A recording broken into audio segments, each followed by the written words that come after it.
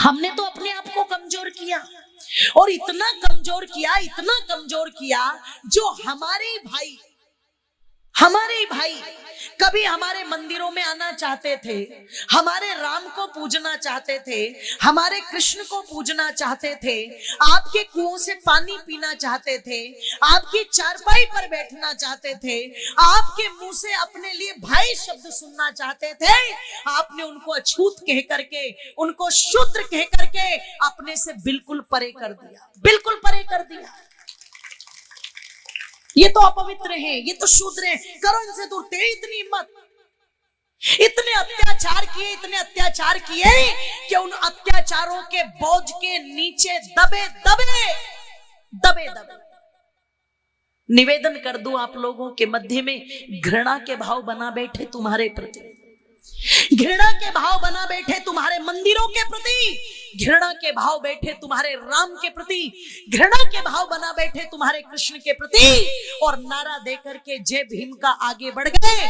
आज वो खुलेआम राम और कृष्ण को गाली देते, जूते बजाते उनकी फोटो पर, और तुमने तो अपनी बाहें सिकोड़ ली, पर दूसरों ने ऐसी फैलाई कि तुम्हारे अपने भाई जो तुम्हारी संख्या बढ़ाते, तुम्हारा बल बढ़ाते, तुम्हारे निश्चय को बढ़ाते, अरे जो तुम्हारे लिए लड़ सकते थे, तुम्हारी एक कमजोरी के कारण, एक गलती के कारण कहीं उन्हें चादर वाले लेके चले गए, कहीं उन्हें फादर वाले लेकर के चले गए, और तुम रह गए ढिंडोरा पीटते हुए, तुम रह गए ढिंडोरा पीटते हुए। कमजोरी भी इतनी इतनी इतनी कि पता लगा एक परिवार में एक छोटा सा बच्चा, परिवार में एक छोटा सा बच्चा, और वो खेलते खेलते छत से उतर के नीचे आ गया। अब नीचे जो साफ सफाई करने वाली, गोबर कूड़ा उठाने वाली माता थी, वो बैठी हुई थी और वो रोटी खा रही थी। बच्चे ने उसको देखा, अब बच्चा तो बच्चा था, अब उसने जब उसकी तरफ देखा तो उस महिला को तरस आया। उसने बच्चे से कहा, बेटे भूख लगी? बच्चे ने कहा हाँ। रोटी खाओगे? कि हाँ। तो उसने कह दिया, बेटे ऊपर जाओ और मां से ले लो। बोले नहीं नहीं नहीं, आपसे ही खानी है। तो डरते डरते उस महिला ने छोटा सा रोटी का टुकड़ा उसको दे दिया, डरते डरते।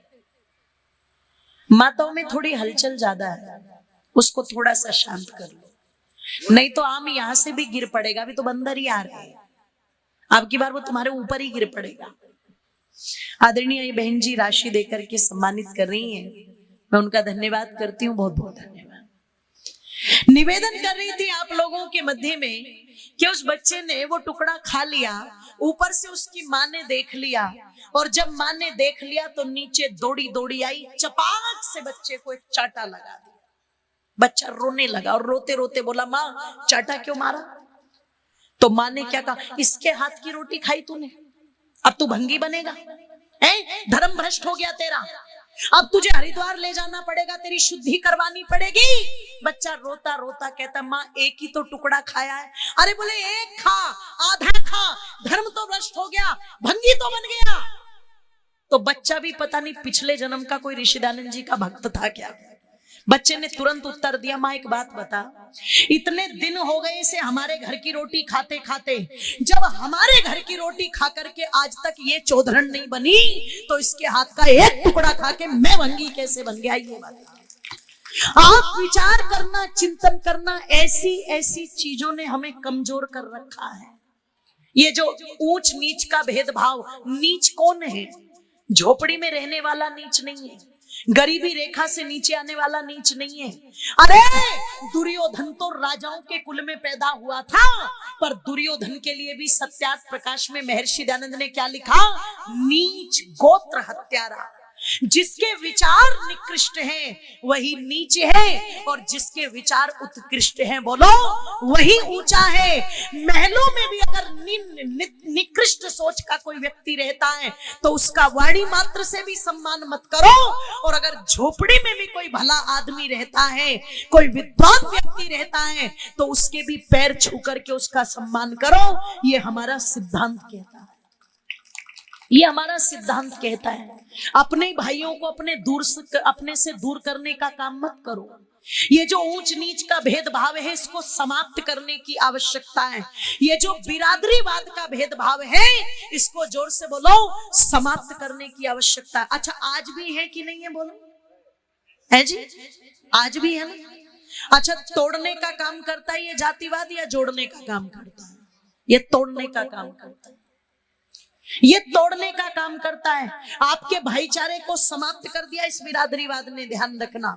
नेता भले ही कहते रहे हम बिरादरीवाद की लड़ाई नहीं लड़ते, पर सच तो ये है कि जड़ वहीं से शुरू होती है, सीधे सीधे जड़ वहीं से शुरू होती है। एक नंबर का शराबी, एक नंबर का कबाबी, कई कई केस चल रहे हो, पर कोनी मार करके क्या कहेगा, भैया अपना भाई है, देख भाई बिरादरी की बात है, चाहे वो खड़ंजा भी ना बनवाए तुम्हारा, पर भाई बिरादरी की बात है, भैया वोट तो उसे ही देना, बिल्कुल है ना। एक भला आदमी खड़ा हो जाए ना और जो ये कह दे मैं शराब नहीं पिलाऊंगा, मांस नहीं खिलाऊंगा भैया, लेकिन मैं काम करूंगा, बोले हट तेरा क्या काम यहाँ पे, हम यहाँ कीर्तन थोड़ा कर रहे हैं, चुनाव लड़ रहे हैं हम तो, हमें कौन चाहिए? एक नंबर का शराबी, एक नंबर का मांसाहारी, जो खूब शराब पिलाए, जो खूब मांस खिलाए। और ध्यान रखना, जब वो तुम्हें शराब पिला पिला करके तुम्हारा मतदान ले रहा है, तुम्हारी वोट ले रहा है, तो वो जिस दिन नेता के पद पर बैठेगा वो अपनी कसर पूरी करेगा, वो तुम्हारी कसर पूरी करने वाला नहीं है। वो अपनी दरिद्रता को दूर करेगा, वो तुम्हारी दरिद्रता को दूर करने वाला नहीं है। इसलिए सारस्वत मोहन मनीषी ने बड़ी सुंदर पंक्तियां लिखी थी। और क्या लिखा उन्होंने कि हमको पता न था सूरज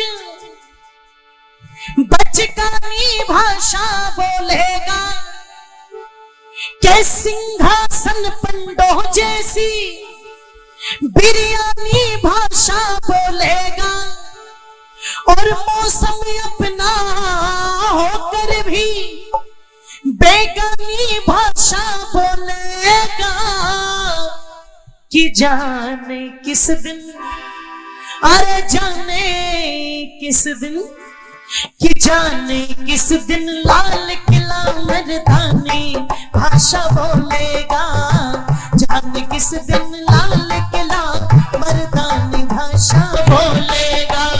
दोनों हाथों को उठा दीजिए एक साथ, दोनों हाथों को ऊपर उठा करके तालियां बजाएंगे एक साथ, बोलिए भारत माता की।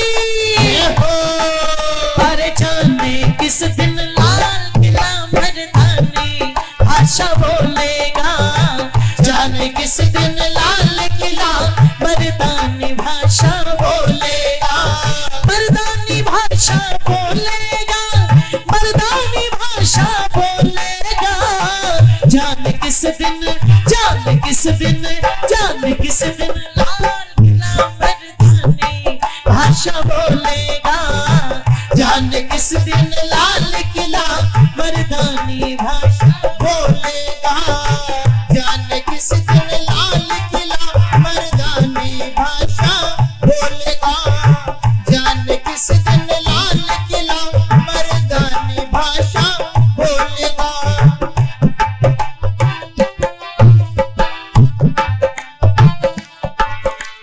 अभी तलक तो लोहे ने सोने की भाषा बोली है, अभी तलक मुस्कानों ने रोने की भाषा बोली है, अभी तलक तो अर्थी ने बोली की भाषा बोली है, मित्र बसंती चोले ने रोली की भाषा बोली है, मित्र बसंती चोले ने रोली की भाषा बोली है, जाने किस दिन भगत सिंह, जाने किस दिन भगत सिंह बलिदानी भाषा बोलेगा, जाने किस दिन, जाने किस दिन, जाने किस दिन मर्दानी भाषा बोलेगा, जाने किस दिन लाल किला मर्दानी भाषा बोलेगा,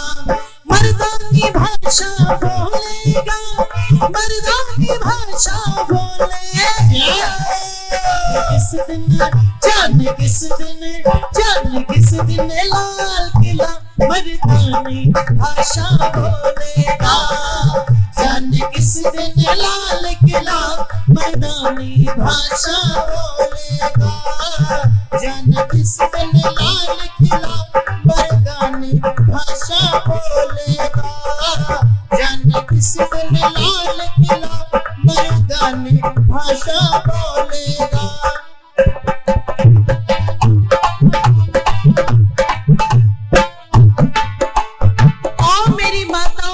अभी तलक तो लोहे ने सोने की भाषा बोली,